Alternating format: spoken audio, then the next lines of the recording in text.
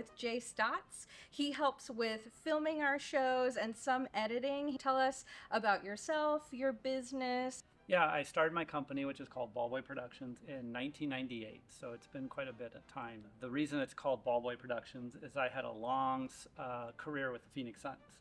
And so I started as a ball boy when I was age 12 and then worked myself up the ladder. And so I became an assistant video coordinator, was on the coaching staff.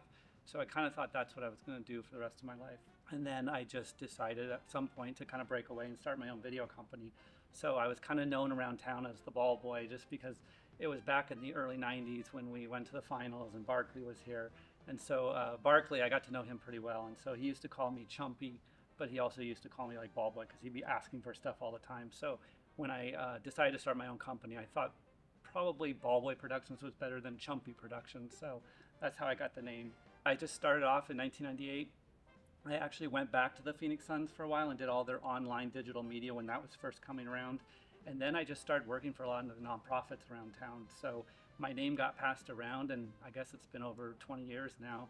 And just that's kind of the staple of my work is a lot of nonprofits, and then of course some corporations and stuff like that too. Or what advice do you have for someone who's looking to get into filming live performances? Yeah, so live performances are definitely tricky. I have to say that's one of the hardest things to do, and mostly because of the lights. So if you're doing any type of stage play, the lights are going from hot, white lights on an actor with a spotlight to all the different colors and so forth. So you really just have to kind of monitor your settings and just make sure that you're white balanced correctly.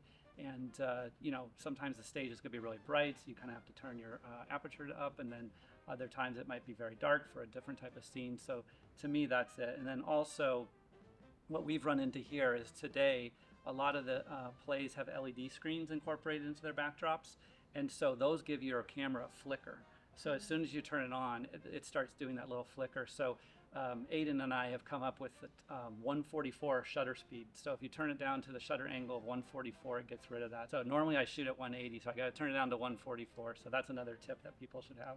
Yeah. What has been your favorite project that you've worked on here at the Phoenix Theater Company? I have to say Frozen, because it was the first play that was or musical that was in the new theater. And then also I still am trying to figure out today how they made that dress like pop. I've watched my footage back and I thought that was so magical because then all the lights and all the smoke was in the air and stuff like that. So I thought that was really cool, and also just being in the new theater.